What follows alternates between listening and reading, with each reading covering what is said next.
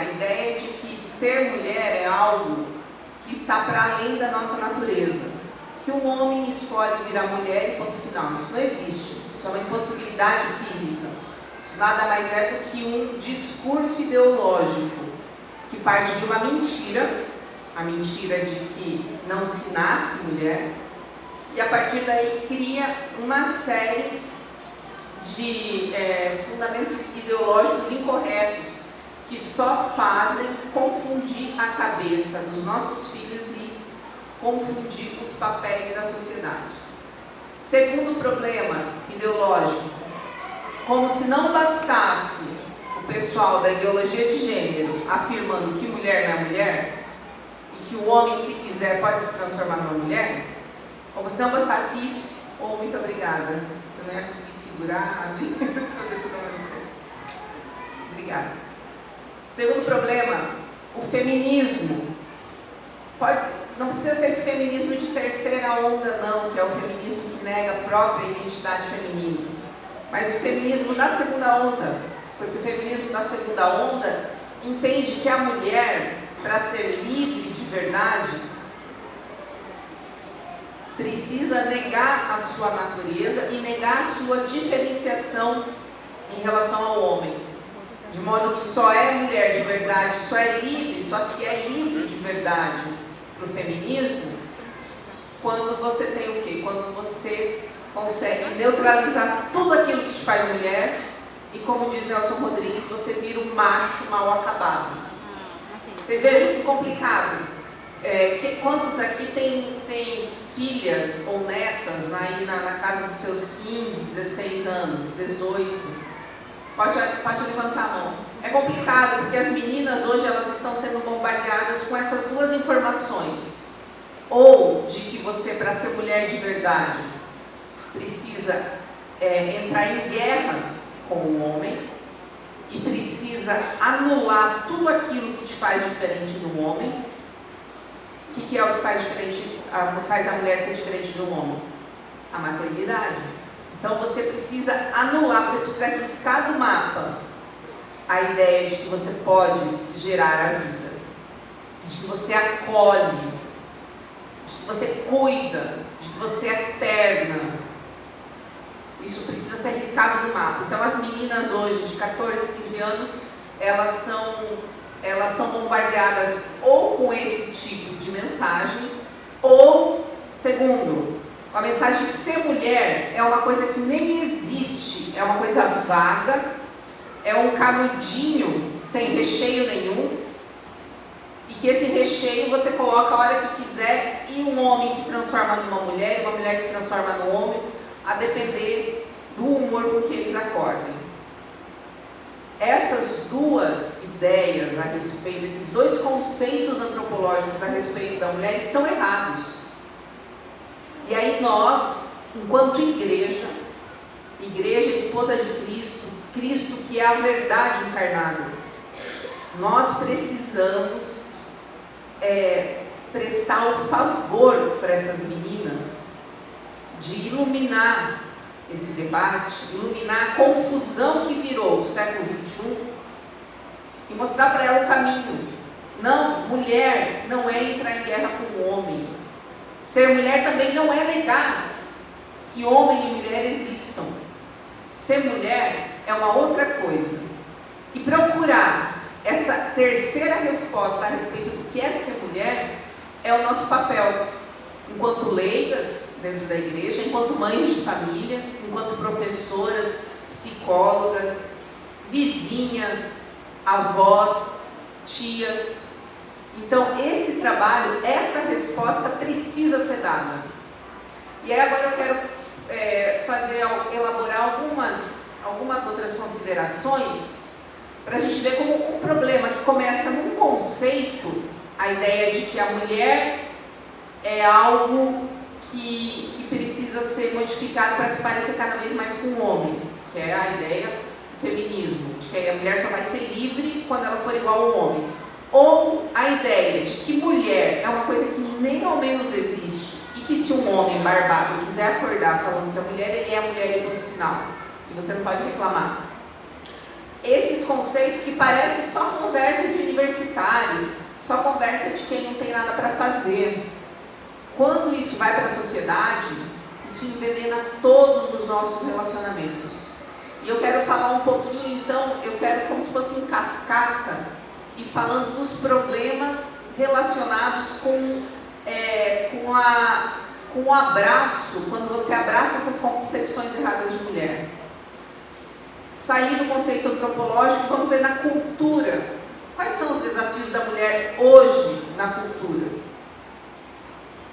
Eu falo como mãe, eu sou mãe de meninos, eu não tenho nenhuma filha ainda.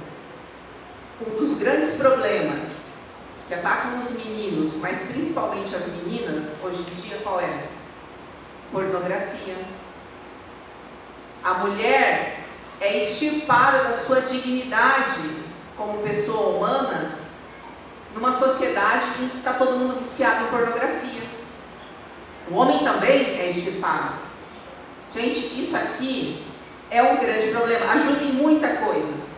Eu cheguei aqui hoje porque eu chamei um Uber para chegar aqui, usei o celular para falar com a minha mãe. É muito bom para muitas coisas.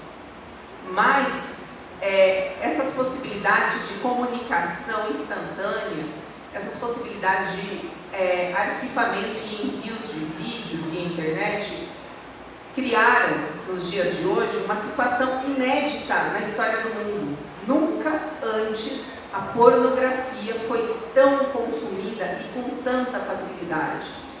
Antes, quando alguém queria consumir algum material pornográfico, precisava ir para a banca de jornal, ou ir para a videolocadora, ter um cadastro, ser maior de idade, pegar a fita, ir para casa, ficar sozinho, assistir a fita com aquelas imoralidades. E era 1, 2 horas. Hoje, se alguém quiser ficar 10 horas por dia consumindo pornografia gratuitamente, ela consegue sem sair de casa, através da internet. E isso está acabando com os nossos jovens. Aqui no Brasil não começou, mas nos Estados Unidos já há grupos de mães, grupos de pais de família se reunindo para tratar do problema da pornografia como se fosse, e porque o é, de fato, um problema relacionado ao vício, como o vício de drogas. Porque os jovens, eles ficam prostrados quando eles consomem muita pornografia. Isso acaba com a alma deles, isso acaba com a inteligência deles, isso acaba com a capacidade do jovem amar, acaba com a capacidade do jovem de criar relacionamentos sadios de amizade, no trabalho. É terrível isso. Inclusive, penso que os padres deveriam falar mais a respeito disso, porque é um problema que a gente não está nem sabendo como lidar. E é um problema que atinge em cheio a dignidade da mulher. Porque um rapaz que passa 5, 6 horas por dia, 2, 3, 5 anos da vida dele consumindo pornografia, ele não consegue reconhecer na mulher um ser digno de respeito. Porque a pornografia torna a mulher um objeto. Tanto é que quando você vai pegar os estudos a respeito de pornografia, você vê que começam com aquele tipo de pornografia, entre aspas, normal, né? Em que há uma relação entre um homem e uma mulher, e aquilo não basta. É feito essas drogas, feito cocaína. Você sempre precisa de uma dose a mais. E essa dose a mais, na pornografia, não é uma dose a mais só no tempo. Você não precisa de mais tempo, você precisa de uma pornografia mais, entre aspas, forte. Então, cenas de violência, cenas de estupro. A mulher é muito aviltada nesses vídeos. E isso mexe com a cabeça dos rapazes. Um dos problemas hoje de você não ter uma correta concepção a respeito da mulher é que a mulher virou vítima da falta de dignidade, da violência que é perpetrada dentro da pornografia. Isso está espalhando. Os nossos filhos precisam ser precisam ser protegidos disso daí. E a gente precisa se mexer justamente para isso, como igreja, como famílias, defender nossas crianças. Um outro ponto a respeito da pornografia, e saindo agora da ideia de só vídeos pornográficos, gente, precisava ser um vídeo pornográfico esse último carnaval. Aquilo ali não era uma pornografia sendo esfregada na nossa cara, na novela, na TV, em horário quase comercial. A desvalorização da mulher por conta do barateamento da mulher é um problema do nosso século. Não se vende nada hoje sem ter uma mulher nua num anúncio. Cerveja, pneu, comida, tudo você precisa de uma mulher nua se expondo para vender. Isso precisa ser questionado por nós mulheres. Isso aí não é ser carola, não é ser fechada. Isso aí é defender a dignidade da mulher. Que a mulher não seja um objeto, ela não seja objetificada pela nossa sociedade de consumo. Tá? A única coisa que a mulher serve, me parece, é para rebolar. Eu vi esses dias a Anitta entre as 100 mulheres mais influentes, alguma coisa do gênero. Uma mulher que não é valorizada. Você tem também uma mulher que é completamente esquecida pela cultura, que é a mulher que é mãe. Veja, a mulher de sucesso é aquela que trabalha muito. Eles nunca colocam como uma mulher de sucesso aquela mulher que criou os filhos para a santidade. Aquela mulher que, com um pouco do ordenado do marido, consegue manter uma casa digna, uma casa limpa, as crianças bem educadas. Isso não é ser sucesso.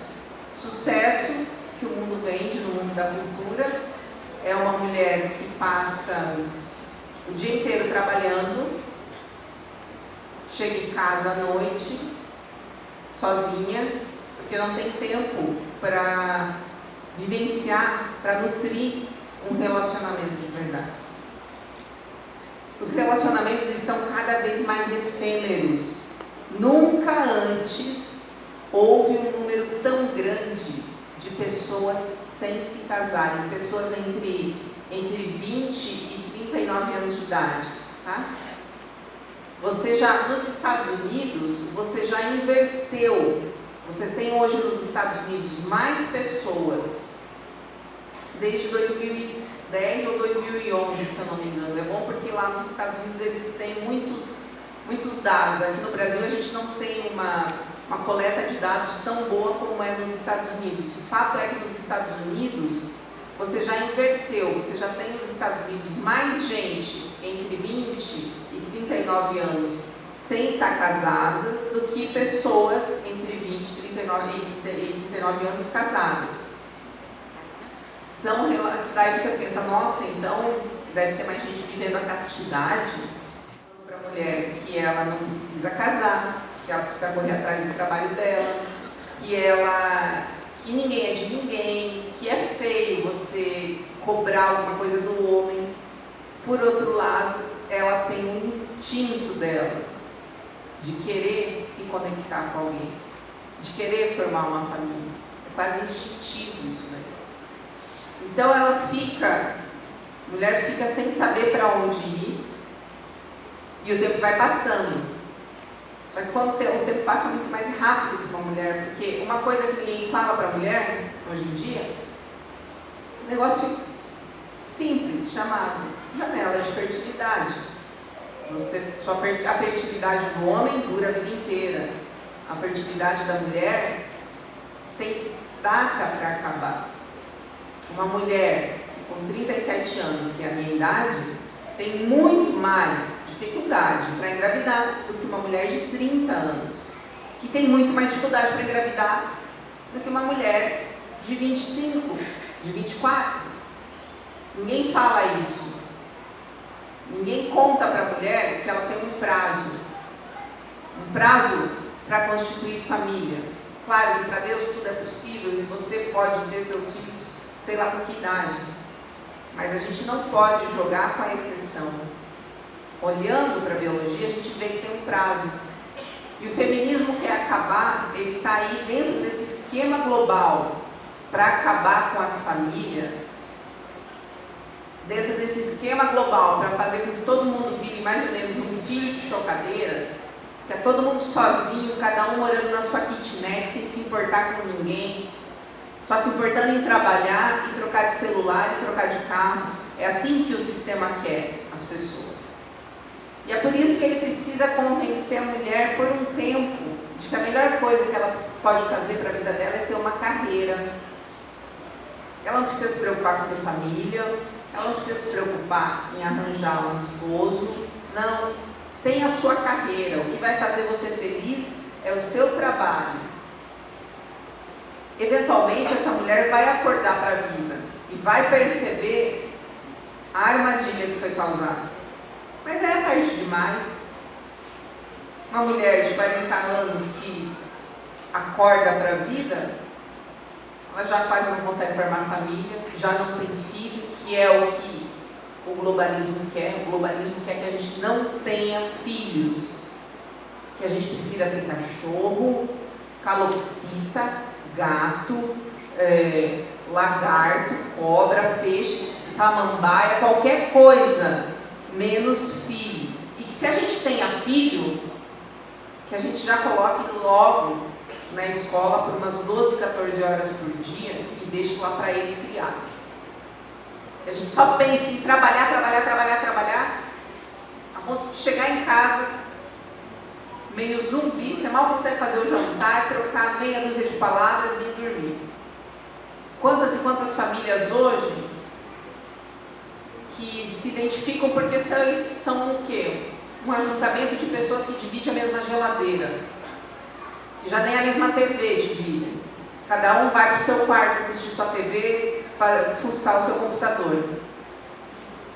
É assim que o globalismo quer que a gente fique. Completamente afastado um do outro. Não tenhamos relações de verdade. O melhor do mundo para eles é que a mulher nunca se case, que o homem nunca se case, mas que eles acham que existe liberdade porque, sei lá, que você pode fazer quantas tatuagens você quiser e pode pintar seu cabelo de azul. Isso é vendido como liberdade para os nossos jovens hoje. Esse é um problema que a gente precisa discutir nas nossas famílias. Uma coisa que o sistema, me parece que o Padre José falou um pouquinho a respeito disso hoje, né? O globalismo, ele quer criar, ele quer ressuscitar algo que a igreja enterrou, que a igreja jogou uma pá de cal. Sabe o que é? A escravidão por dívidas. No Império Romano, você podia virar escravo por conta de dívidas. Quando a igreja se estabelece como fonte de poder político, uma das primeiras coisas que acontecem é essa: você não pode mais virar escravo de alguém porque você deve para essa pessoa. Mas olha só que coisa maravilhosa, quando você acaba com a figura da mulher, quando você acaba com as relações, quando você acaba com o desejo das pessoas de ter família, de ter filho, todo o desejo delas vai, sabe para onde? Para ter coisas. Você não pode ter filho, então você vai poder ter celular, você vai poder ter carro, você vai poder descer sempre para a praia. E aí você se torna escravo. Quantas e quantas mulheres vocês já ouviram falam que não podem ter filho porque não podem sair do trabalho? Deus ajude as pessoas que realmente precisam daquele ordenado, daquele sustento, que nunca falte na casa delas. Mas e quantas mulheres ali que de repente poderiam dar um jeitinho se ficassem em casa e abrissem mão de certos luxos, abrissem mão de certas compras para poder ter filho? As pessoas estão ficando escravas de novo porque tem um mundo de consumismo tão maravilhoso em que você pode ter 1, 2, 10 celulares, comprar de tudo e mais um pouco. A única coisa que você não pode fazer é ter família, porque daí você vai ter família e toda essa compra vai por água abaixo. Muito além de você pensar numa pessoa, num escravo como sendo um negro, ou alguém que apanhava, qual que era a grande característica do escravo? O escravo não podia ter o quê? Família. A gente está voltando para essa escravidão, mas aí você não tem uma corrente, você não está sendo chicoteado, não precisa, você está virando um consumidor de propaganda. Você sabe a cenoura na frente do burro, que faz o burro andar? É isso, você tem tanta coisa para consumir, e o mundo te promete tudo isso, desde que você não tenha família. E aí você está sempre vivendo para fazer o quê? Para pagar a sua próxima fatura do cartão. Se isso não é escravidão por dívida, muito maquiada para que ninguém perceba, eu não sei o que é. Você pode comprar o carro que você quiser, e daí você parcela em 80 meses, 6 anos pagando um carro, 7 anos pagando um carro. Aí você podia ter andado com um carro um pouquinho pior, mas você quis o melhor. Mas daí está 7 anos sem poder mexer R$1 dos seus planos, porque você se escravizou para ter aquele dinheiro. Porque todo mês chega o boleto. Daí não pode ter filho, não pode fazer nada, porque o dinheiro está contadinho. É esse tipo de... Isso aqui eu estou falando muito rápido, óbvio que a gente não vai resolver nada aqui, mas essas reflexões precisam ser levadas em conta pelas nossas pastorais, pelos nossos grupos de mulheres. Nós precisamos pensar, refletir a respeito. A gente já se falou muito. E eu sou a primeira a falar, se a gente quiser, dos males do socialismo, dos males do comunismo. E como também esses sistemas, eles nos arrancam a possibilidade de ter família. Porque o comunismo e o socialismo, eles querem que o Estado seja o único detetor de poder. E os pais de família não podem deter nenhum poder sobre a criança, para que o comunismo e o socialismo floresçam. Mas também hoje, esse novo tipo de capitalismo, muito trabalhado no consumismo, ele precisa ser olhado por nós. Isso está acabando com os nossos filhos. A pornografia está acabando, e a pornografia não é comunista. Pornografia está aí nesse mundo do, entre aspas, livre mercado. Nós precisamos defender a nossa família, porque também esse sistema do capitalismo financeiro internacional também precisa acabar com as nossas famílias do jeito que o comunismo precisava. Por último, já encaminhando para o encerramento, tem mais alguns minutinhos, eu queria falar de umas coisas assim não tão abstratas, mas mais práticas, mais palpáveis.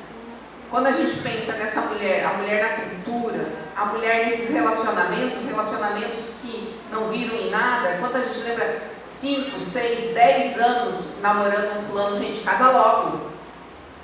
10 anos de namoro, não tem que durar 10 anos de namoro. Um namoro não é um negócio que você estaciona e fica ali.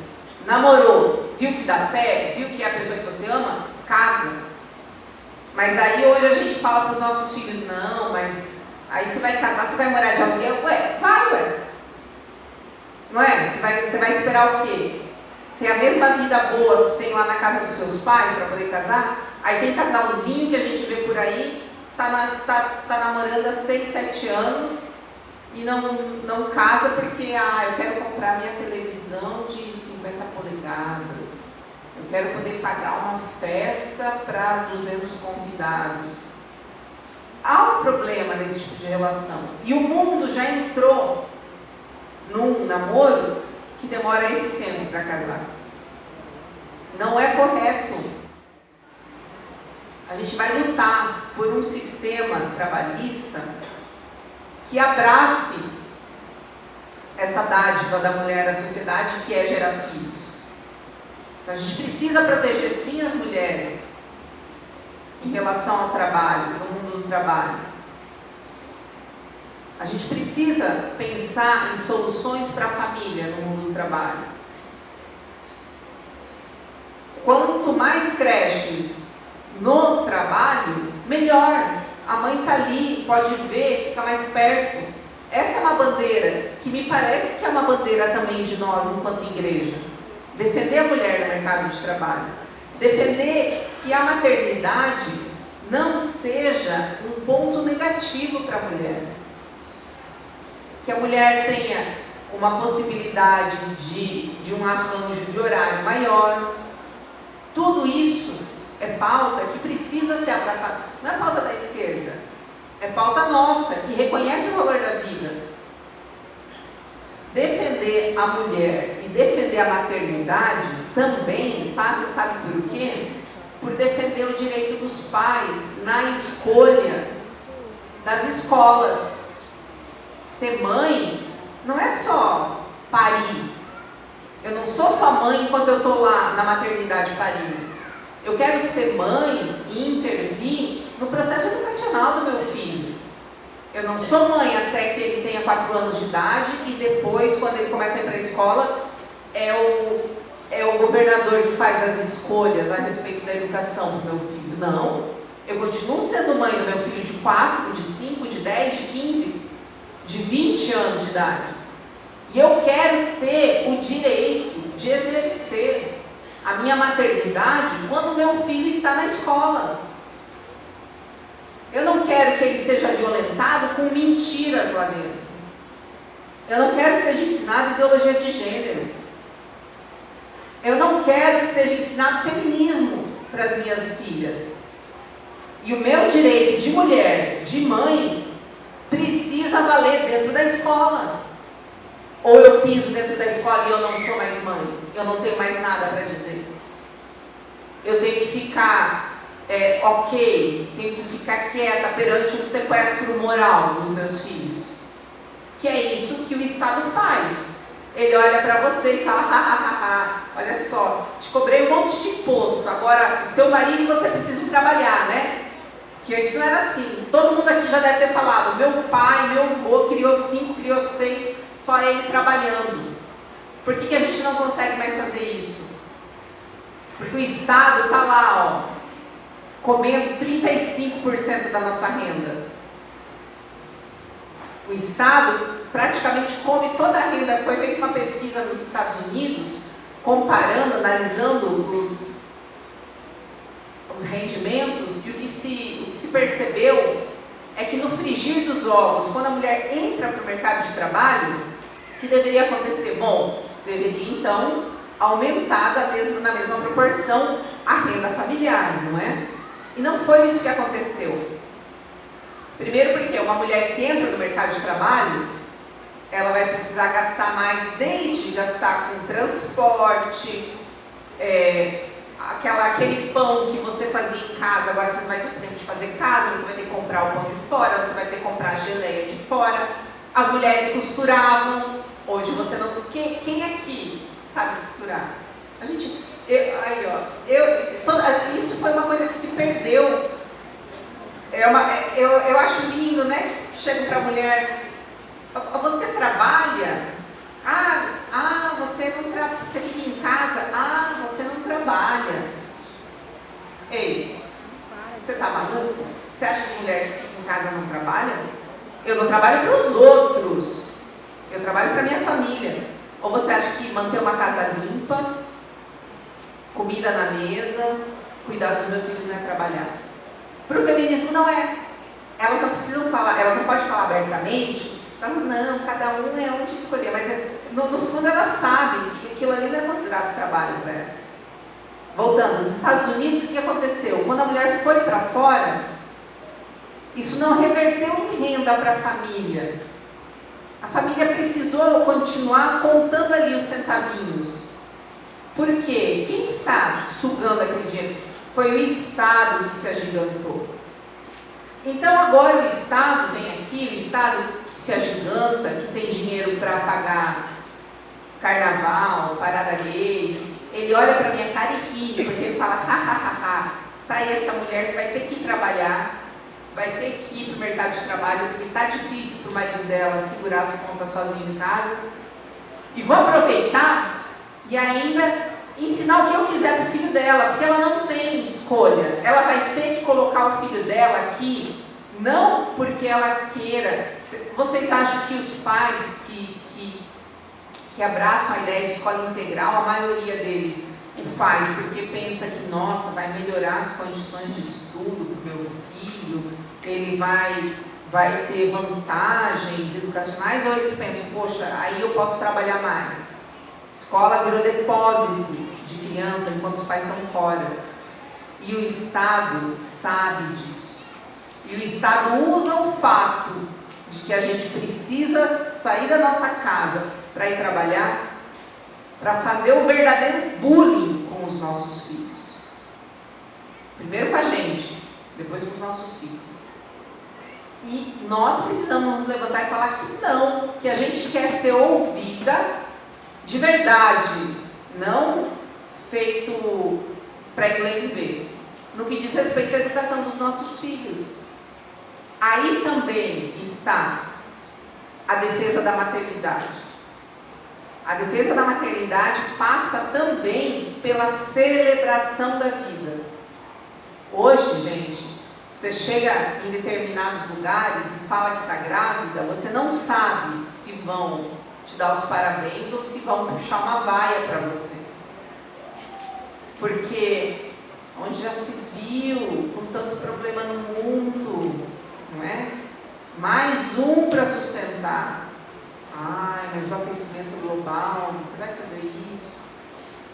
A gente precisa exigir que a maternidade seja celebrada. E essas coisas estão acontecendo. A gente precisa mirar, focar em lugares onde essas coisas, esses movimentos de negação ao pacote que o feminismo nos apresenta, de negação ao que a ideologia de gênero nos apresenta, a gente precisa abraçar esses exemplos e defender a vida e defender a mulher de fato, como ela é, com o que mais especial existe nela, que é a possibilidade de maternidade. Há países que fazem isso, que estão fazendo isso, por exemplo, a Polônia, a Hungria. Vocês sabiam que na Hungria, na Polônia, depois do terceiro filho, os casais, eles têm um tipo de empréstimo praticamente sem juros para poder comprar a casa deles? É porque você vê que aquela família precisa dessa ajuda. Esse é o capitalismo são que a gente pode defender. O Estado olha e fala, realmente, vocês precisam de uma ajuda para vocês florescerem enquanto família. E não é correto que a mãe se ausente da casa e deixe os filhos à mercê dos outros. Vamos ajudar esse casal. Essas coisas têm sido feitas. A Cris aqui acabou de indicar com a cabeça. Eu imaginei ouvir, vocês fizeram um relatório até a respeito desses. Acompanhem o trabalho do gabinete da Cris. É espetacular as coisas que eles fazem em defesa da vida. Mas enfim, o que eu conclamo todos hoje a fazer, já deu no prazo aqui, é defender a mulher num novo posicionamento. Nós não precisamos do feminismo para defender a mulher e nós não precisamos negar a natureza e a essência da mulher para defender a mulher. Preparar, discutir e espalhar ao mundo uma verdadeira concepção de mulher, tendo Nossa Senhora, a mais perfeita de todas as criaturas, mais perfeito ser humano que já existiu, não vai chegar nunca mais nem aos pés dessa mulher, que ela seja o nosso exemplo e a nossa guia, para que a gente possa defender as nossas meninas, defender as nossas famílias e as famílias que estão para vir aí no Brasil nos próximos 50, 60 anos. O cenário social e cultural do Brasil passa necessariamente por essa defesa que nos próximos 10, 15 anos a gente precisa fazer, entrando no campo da cultura. Então eu agradeço a vocês por esse tempo, eu espero que vocês consigam pensar essas questões, aprofundar essas reflexões junto à comunidade de vocês, e peço para que a Virgem Maria realmente siga abençoando o Brasil e que aqui a gente seja um santuário para as famílias do século XXI. Muito obrigada.